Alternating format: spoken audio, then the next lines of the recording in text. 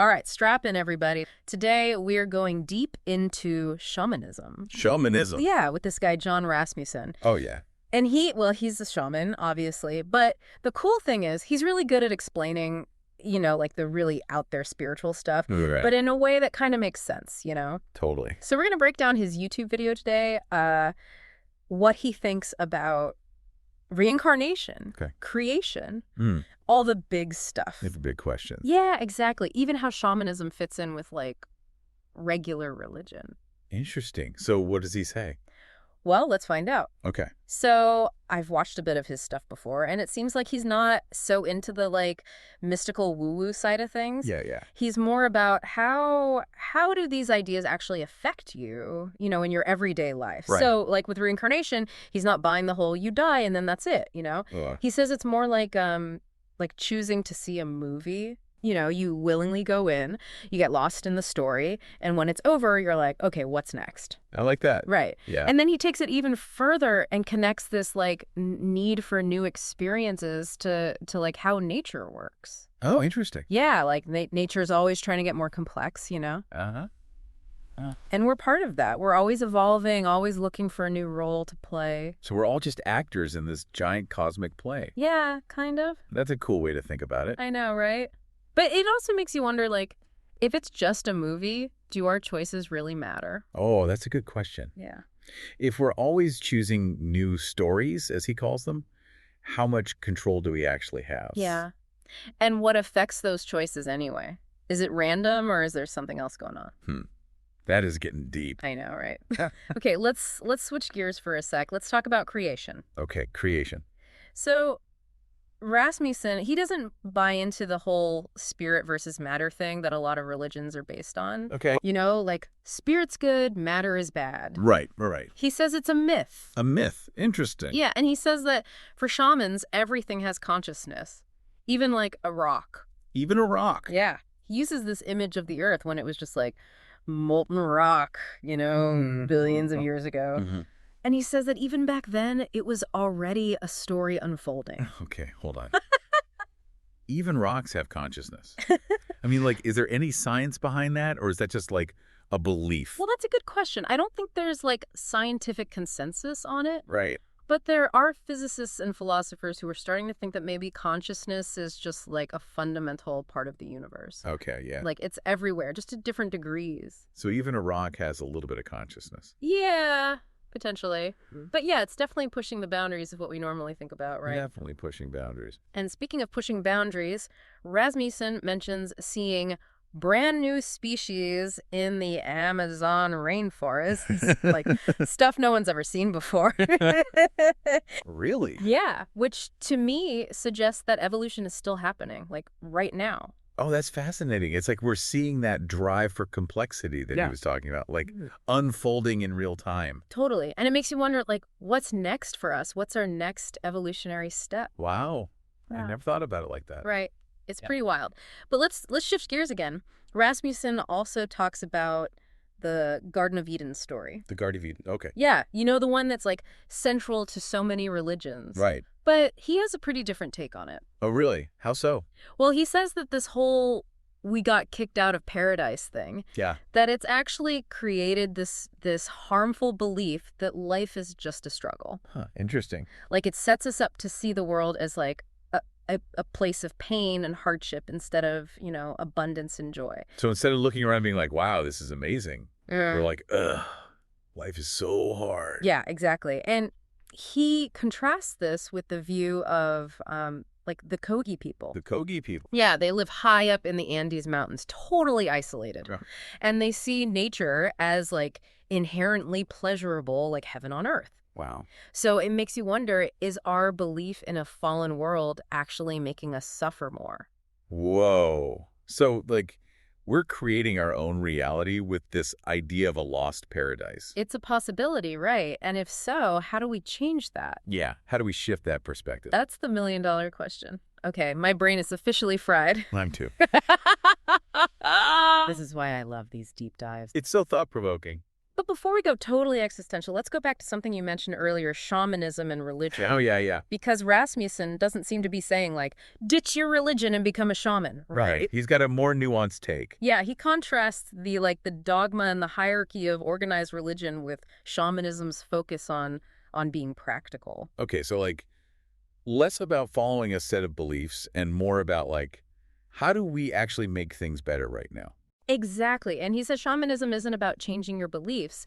It can actually enhance your existing spiritual practices no matter what your religion is. He Interesting. even uses the example of prayer. Wait, how can shamanism make prayer more effective? Well, he suggests that shamanism can help us connect with like the power of nature, Oh, okay. and that can amplify our intentions and make our connection to something bigger, like way stronger. So it's like shamanism adds another dimension to prayer. It helps us tap into a deeper source of energy. Exactly. It's pretty cool, right? It is. It's like shamanism isn't about replacing anything. It's about adding this whole other layer of understanding and connection. I like that. Expanding our awareness. Yes. Okay, my mind is officially blown. Yeah. Rasmussen really packs a punch in his videos. He does, and he connects these like big, complex spiritual ideas to our everyday lives in such a cool way. Right, totally.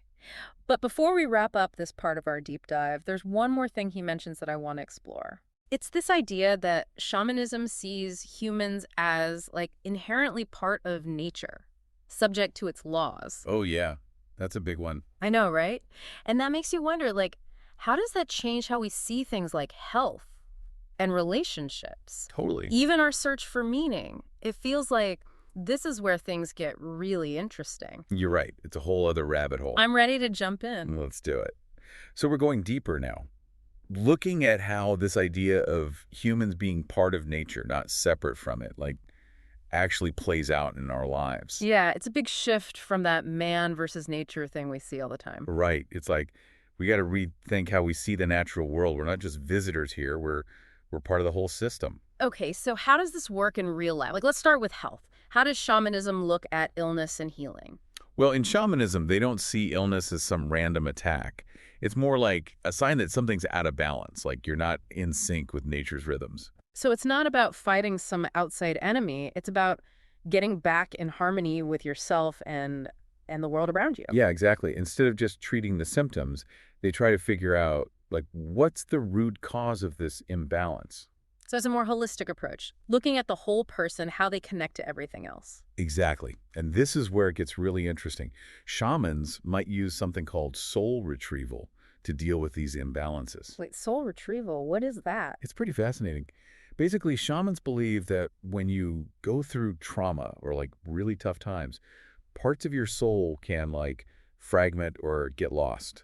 Actually lost. It's more like pieces of your energy get scattered. And those missing pieces can create blocks, leading to, physical or emotional problems. Okay, so soul retrieval helps bring those pieces back together. Right. The shaman goes on a spiritual journey to find those lost parts and guide them back to you. It's like a spiritual rescue mission. Yeah, kind of. It's about making you whole again, helping you reach your full potential. Wow, that's intense. So that's health. What about relationships? How does seeing ourselves as part of nature change how we interact with others? Well, think of it like this. If we're all connected in this giant web, our relationships are the threads that make up the tapestry.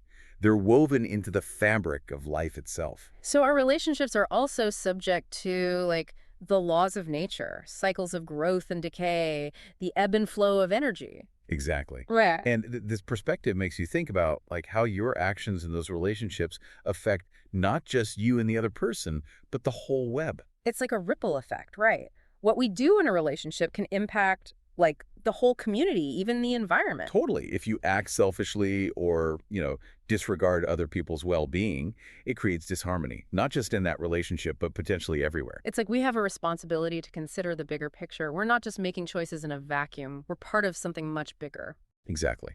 And that interconnectedness can be really empowering, It reminds us that we can create positive change, not just for ourselves, but for everyone and everything around us. This is making me rethink my own relationships. It's not just about me and the other person. It's about how we contribute to the overall health of the whole web. Right. And that leads us to another big question. What about our purpose in life?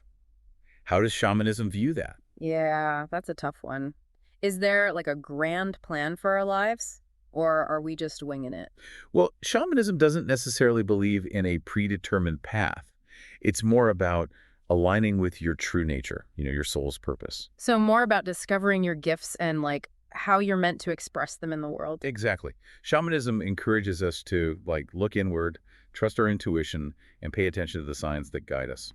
But how do you actually do that? Are there techniques that shamanism uses to uncover our purpose? There are. They use things like journeying, divination, and connecting with spirit guides to gain insight into their purpose and to help others do the same. Wait, spirit guides, are those like guardian You angels? could think of it that way. Shamans believe that we all have these helping spirits, animal allies, ancestral guides who offer guidance and support. So it's like having a spiritual cheer squad, helping us along the way. That's a great way to put it. Yeah. And that support can be really powerful, especially when we're feeling lost. This is all fascinating, but I'm still a little fuzzy on how these techniques actually work in practice. It's one thing to talk about it, right? But seeing it in action is a whole other thing. Yeah, exactly. Like, how does a shaman actually perform a soul retrieval? What does cord cutting look like?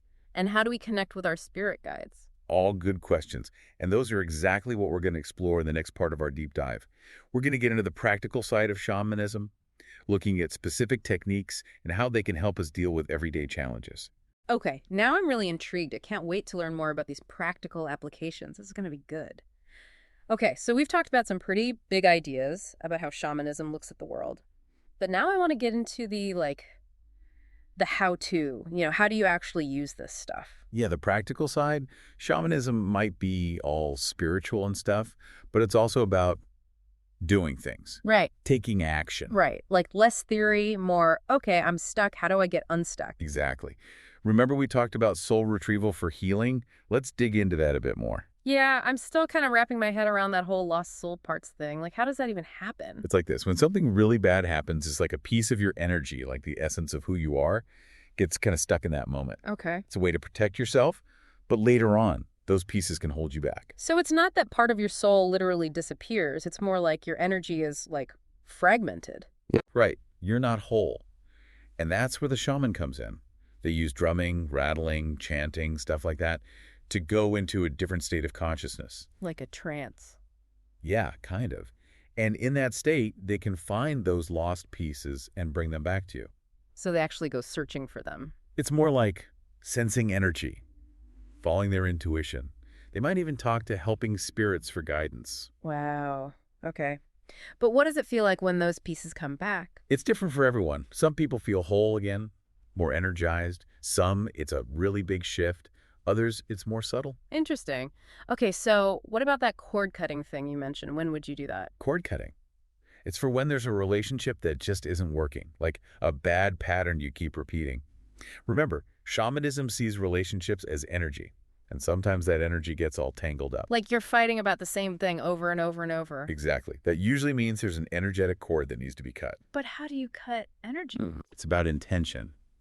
The shaman might use visualization, chanting, or rituals to, symbolically cut those ties. And that can really change how the relationship works. It can. You're clearing out the old stuff, making space for something healthier. Okay, so we've got healing, relationships. But what about finding your purpose? The big one. It comes back to connecting with your true self. What are you here to do? What are your gifts? It's not about following some set path. It's about figuring out what's already inside you. Yeah. And shamanism gives you tools to do that, like divination, using stones, bones, cards, stuff like that, to tap into deeper knowledge. It's like asking the universe for guidance. Kind of. And then there's connecting with spirit guides that can really help you understand your path. Spirit guides, those are like, what, guardian angels or something? They're more like wise beings that offer support. They can help you figure out your strengths, your challenges, and ultimately, your purpose. But how do you connect with them? It takes practice. Meditation, drumming, being in nature, things that help you open up to the spirit world. So you have to make the effort to reach out. Exactly. And the things they tell you.